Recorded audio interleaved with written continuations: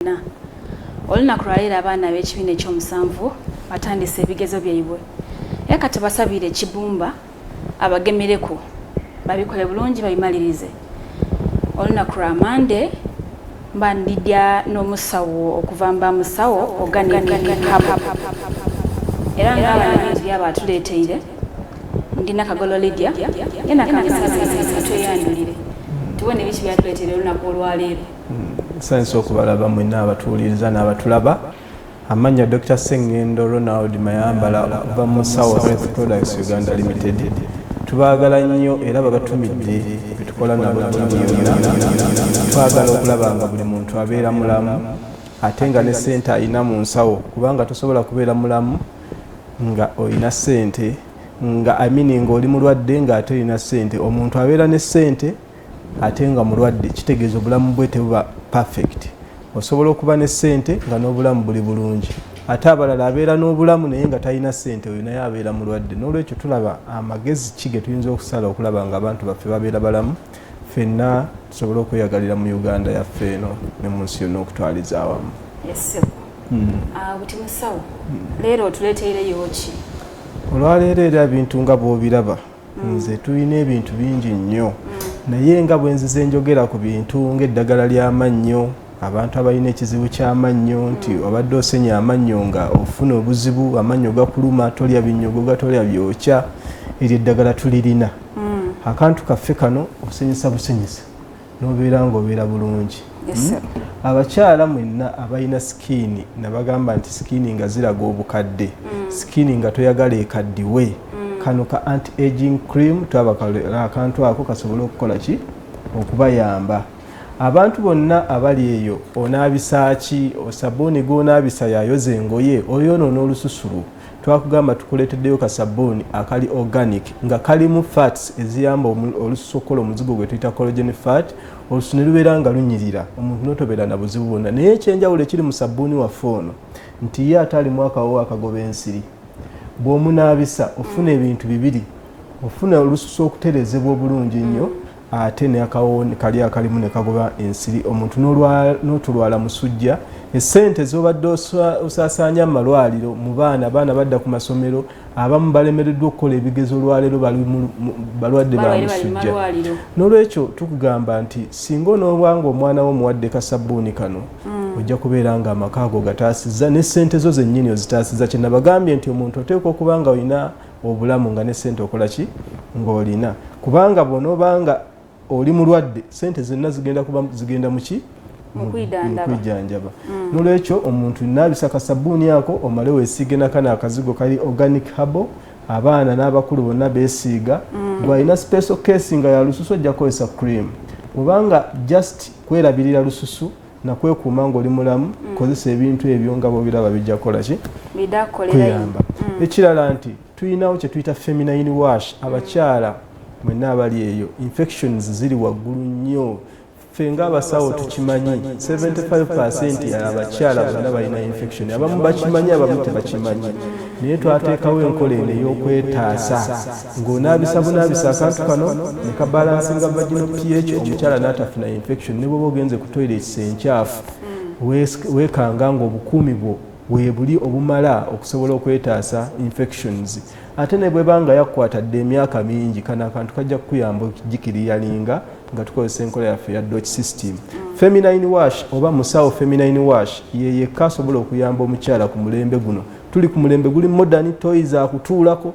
Abakyala bafunye ebizibu bingi nnyo mu mbeera eyo. Awo osanga abakyala mu arcade nga tebakyayagala nagenda mu toilets, bafuluma mu zibaketi. Kwegamba obulamu bwetaaga kubeera nga olina naawe ekyokozesa okusobola okwetaasa. Mbagamba nti bw'onookozesa musawo feminine wash ojja kutaasibwa. Bagamba ekigambo kimu eri omugezi kimala. Bino mbadde njija mbyogerako, naye olunaku olw'olwaleero tubaleeteddeyo ekyenjawulo. Tukizudde nti abantu endya yaffe n'embeera yaffe gye tuyitamu ereese ebizibu bingi nnyo, nga mu ebyo ebizibu ebyo mwe tutwalira eky'omugejjo ogusukkiridde. Omuntu n'abafuuka olubuto ne lukufuukira olubuto. Kugamba amasavu ne gakufuukira amasavu. Naye twebuuza kiva ku ki omuntu okubeera ng'alina amasavu era walyetaasiza otya okuwona amasavu ago agakusumbuwa kibuto ne kiyiikayiika nosanga omukono guyiikayiika buyisiisi sikini zonna ziri luuzi tugamba nti ffe tuzze kutaasa bantu baffe twagala okulaba nga buli sekita yonna abantu ebateeka ku bunkenke tugiyingiramu ne tugikolako kaakati twazze n'akantu kano akazigo kano bakayita fat burn and slimming cream kagenda kuyamba okwokya essavu eryo erikutawaanya essavu lyonna weeriri eribadde lyekwese wansi w'olususu eribadde likoze olubuto kyetuyita belly fat kano kajja kuyamba mu ngeri eri unique nja kukulagirira enkozesa gy'ogenda okakozesaamu naye nga twagala okusooka okumanya baani abali ku buzibu bw'okubeera n'amasavu ago era amasavu ago gavaawa tuyinza tutya okugeewala kubanga wano tetwagala kuguza buguza ddagala wabula twagala tukuwe n'amagezi oyinza otya okwewala ebizibu ebifaanana bwe bityo kubanga waliwo n'abandi nga yageedaye ng'akiri nti abandi bakitaku nina stress odi biki bikyaye nga ndyambi ng'abantu balina kiki kitegeeza kulya bulungi exactly kakati nno ne bwobanga olina stress yes stress ereetera omuntu okubeera nga ogejja naye nga weetaaga okwekontrolinga gwe kennyini singa obanga oli mu mbeera eyo ofuna abakugu ne tukuyamba okuba essimu yaffe ne tukuyamba nti singa oba mu mbeera eya stress nga toyagala kufuna mugejjo kiki kyoyinza okukola kati tukuwa counseling ng'abasawo n'obeera ng'otaasibwa mu mbeera eyo naye ng'ekisookerwako ddala buli lunaku omugejjo mugugula mu dduuka omugejjo ogwo gw'olaba ogugula mu ki dduuka n'otwala ewaka ng'okozesezza ssente zo n'ogenda eka n'okola ki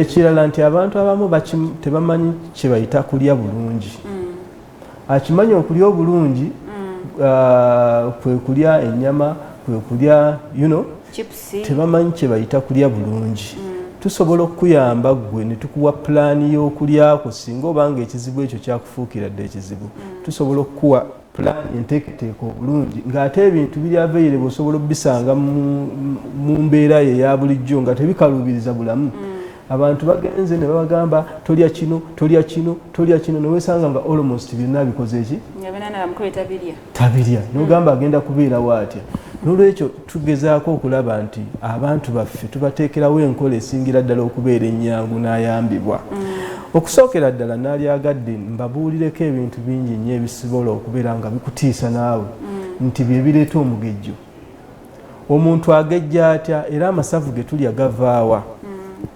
okusookera ddala nti abantu ffenna buli lwe tulya ebintu ebirimu sukaali ebintu ebirimu carbohydrates oba glucose omungi ebintu ebyo byonna bifuulibwamu amasavu si masavu nti nagalidde ga nnyama si masavu nti nagalidde ga mpuuta oba gaki ge galeeta gokka amasavu amasavu ga bika bibiri tulinamu amasavu ge tuyita triglycerides ne wabaawo n'amasavu ge tuyita cholesterol kati amasavu ge tuyita triglyceride gakatugisaawa zino genjogerako ge gakola belly fat ge gedipositinga ku lususu ne gagaana okukola ki okuvaawo nga amasavu ago gonna gava ku kulya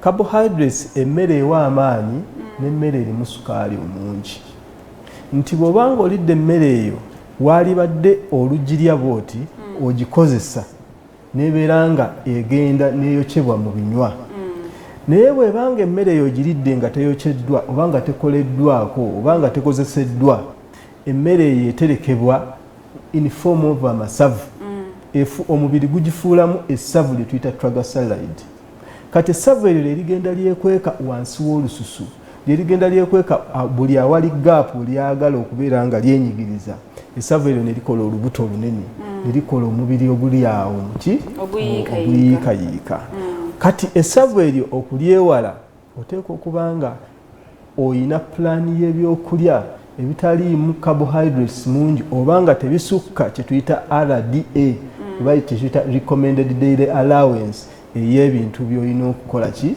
okulya olunaku kyova olaba nti abantu baffe tubateeka ku pulaani n'abanga agikozesa agitambuliddeko ng'alya bulungi buli kimu ng'akirya ng'ali ku pulaani ye gye twamuwa n'abeera nga tazzeemu kulaba kye bayita mugejjo okitegeera n'olwekyo abantu baffe tubagamba nti otegeera otya alina essavu erya cholesterol n'essavu erya triglyceride ntera obbawo ekyokulabirako nti mutera okulya ennyama bwe mulya ennyama wabaawo essavu lyolaba erya yellow ne wabaawo n'essavu eryeru ng'olupapula essavu eryeru ng'olupapula lye bayita cholesterol naye ate liri essavu erya yellow lye tuyita triglyceride kati essavu eryo lye litayokyeka omubiri gwo gwennyini gwe gulina oddirya nga gubanga gwalitereka kulirya mu tayimu gy'oli batoleese carbohydrates naye gwe ekikuleetera obuzibu nti buli kanaku oyongerako ne weeyongera kutereka mmere eri okitegeera so abantu baffe tubagamba nti omuntu yenna asobola okusala obuzito n'abeera ku sayizi gy'ayagala singa anaabanga agoberedde enteekateeka gye tumuwa mu South Health Products tukozeeyo enkola nga tukuwa ka package nga kalimu enteekateeka y'ebyokulya by'ogenda okulya nga kaliko n'akazigo ke tukuwa n'osiiga buli awali essavu eryagaana okukola ki okuva n'owesanga ng'omuntu ozzeeyo kufigayo gy'oteekeddwa okubeera mu mbeera esingira ddala okubeera ennyangu akantu kano kemulaba mwenna abampuliriza abali eyo tukatunda ssente ntono nnyo naye nga kajja kuyamba oweewale ezo exercise oba obadde olinnya nsozi nkubuulira ekirala nti abantu ne bw'ona olinnya olusozi emirundi n'emirundi tojja kwokya triglyceride kubanga triglyceride asaanukira ku degrees 6 ate cholesterol ye asobola okusaanukira ku body temperature kitegeeza buli lwodduka ojja kwokya cholesterol naye triglyceride ye tajja kukola ki tajja kusigala nga gyegali n'olwekyo tukozeewo science omupya akantu kano ojja kamasajinga ku buli awali amasavu wotagaagala yes osibewo bulungi nnyo ogenda kubeera nga mu nnaku ntono nnyo olaba essavu likoze eki ligenze bw'ogattako n'endi ennungi gye tunaba tukuwadde amagezi ge tugenda okukuwa ojja kubeera nga obeerera ddala n'obulamu buki obulamu obulungi n'olwekyo tubagamba nti ffe mu South Health Products tuliwo okulabirira abantu baffe nga bali balamu era tukola ebintu ebiri organic herbal nga temulimu chemicals zigenda kuleetera kye tuyita side effect oba after effects abantu bangi bakozesezza ebintu naye ng'ate omugaso mutono nnyo kwegamba kye tuyita obulabo obubirimu businga emigaso egikola ki egibulimu abantu kye bavudde babeera ng'endwadde zabalemerako abamu bazifuula na ndwadde yange omuntu nagamba nti nze endwadde yange pressure nze endwadde yange sukaali nga ye yagyefuula yiye n'olwekyo temupozesinga ndwadde nti endwadde yange eno naye gezaako okulaba ng'okolagana n'abakugu basobole okuyamba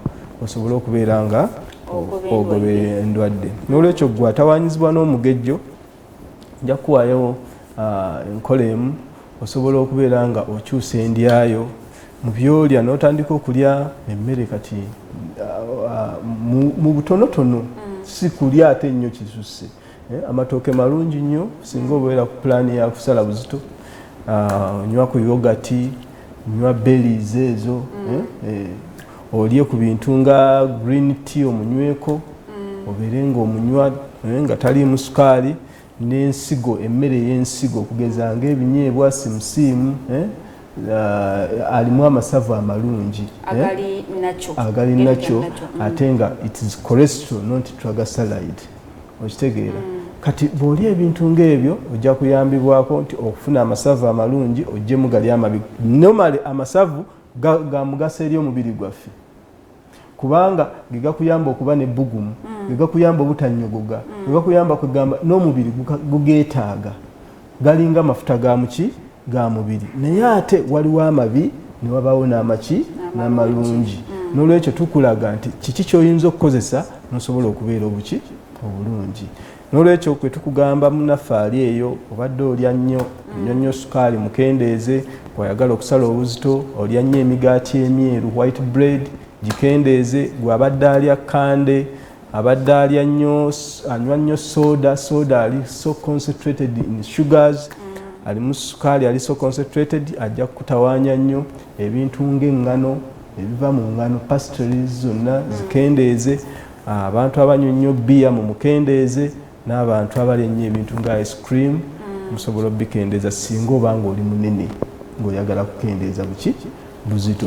Ebirala byonna bw'okuba essimu yaffe tujja kuba tukuyamba kyekyokukola, tujja kuba tukuwa plan entuufu okusinziira ku kye tuyita body mass index BMI yo, tukulaga nti lya kino lya na kino, tukuwe n'akazigo kaffe obeere n'obulamu obweyagaza. N'olwekyo simanyi oba tukyalinawo akadde, abantu baali badde balina ekibuuzo ng'asobola okukibuuza, naye nga bw'obanga tewali kadde tujja kubanga tuwuliziganya ku masimu gaffe. Gwatwagala oyinza okukuba essimu zaffe 0752 95 62 82. Essimu eyo yendagirira esinga obulungi kubanga abantu bali mu nsi yonna era abatulaba bangi nnyo. Abamu tebajja kusobola kutuuka we tukolera, naye tusobola okusindikira product ne tukuwa n'amagezi gonna ng'okubye essimu ne tubeera nga tukuyamba. Ekirala nti tulinawo n'essimu ya MTN ebadde ya Airtel 0789 95 62 82 0789 95 62 82. Osobola otutuukako eyo nze ngikwata butereevu onkubira ne twogera ne tukuwa amagezi ne tukulaba nga obeera mulamu bulungi. Buti musawo ebizigo bino bizirayo mu maduuka wano mu kibuga Kampala oba n'ebitundu ebindi?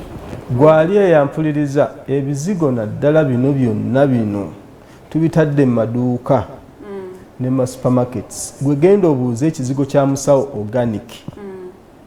Aba Musawo Health Products kye bakola bajja mukuwa sabbuuni waffe akola ku lususu agoba n'ensiri. Bannaye mwewala ebicupuli, ojja genda tunuulira sabbuuni waffe, tunuulira sayidi eno, tunuulira sayidi eno, gwandaba mpuliriza. Ojja kwetegereza sabbuuni ono mu parking bulungi, awunya bulungi, akawo kalungi, naye ng'ate kagoba ensiri. N'ekizigo kyaffe kiraba munda bwe kifaanana. Kwegamba it is all about you. Okulaba nti weetegereza kubanga ojja kugwa mu bicupuli bingi nnyo ogambe nti ate product yaffe teyakolera. Gwe bwobanga ekintu w'okisanze teweesizeewo bulungi ku bessimu, tukwongera okukugaidinga n'okukulagirira. Bw'obanga oyagala biviira ddala ku factory butereevu, okuba essimu n'oyogera by'oyagala ne tubiteeka ku mmotoka ne bikutuukako awo w'oli. Enkola twagiteekawo eri nnungi nnyo ddala. So temweraliikirira abantu abamu abatalina we muli nga tebiriiwo ku basimu. Bw'obanga obisanze mu dduuka supermarket yonna gy'obisanzeemu, awo ojja kubeera ng'okola ki? Ng'ogula. Mpozi abali eyiganga n'abali ejjinja, waliwo ba clients baffe, aba agenti baffe abaliyo. Omukulu Waiswa, Dr. Waiswa yasalawo product zino ziteeka mu dduuka ye wakolera, era ebintu ebyo mujja kubisangayo.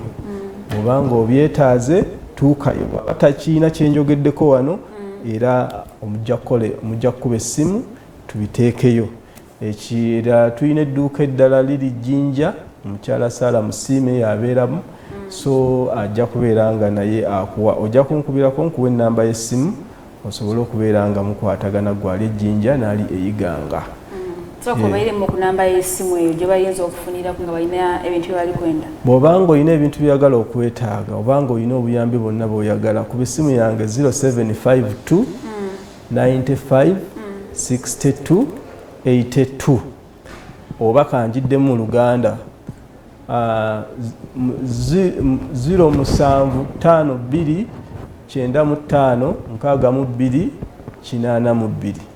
Oba osobola ogyogera mu Lusoga simanyi. Eri 07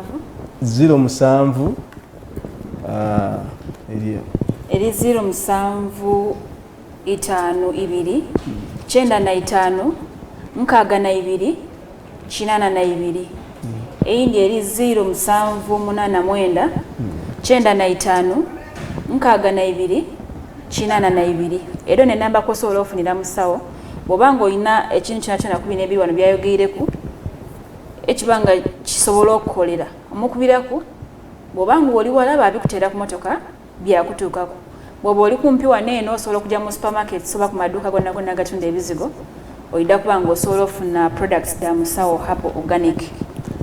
ate abalala nti ojja kusanga product nga nabagitaddeko musawo naye genderera nnyo ennamba ezo ennamba zetugaba era zezibeera ne ku product zonna ennamba product eteriko nnamba yaffe eyo ojja kubeera nga si eyaffe ekirala kuliko akabonero kaffe aka musawo health products kaba kali kibatu kireze ensi ekiraga nti nno ensi yonna ewaniriddwa wakati waliwo omuddo nti obulamu bwaffe buli mu midde egyo era buli mu ddagala eriva mu midde egyo kubanga eddagala lyonna basically liva mu middo n'emiti era sayansi yenna akolebwa okusobola okugira naye nga base esinga yonna eva mu midde egyo kyobalaba nti twateekawo enkola eyo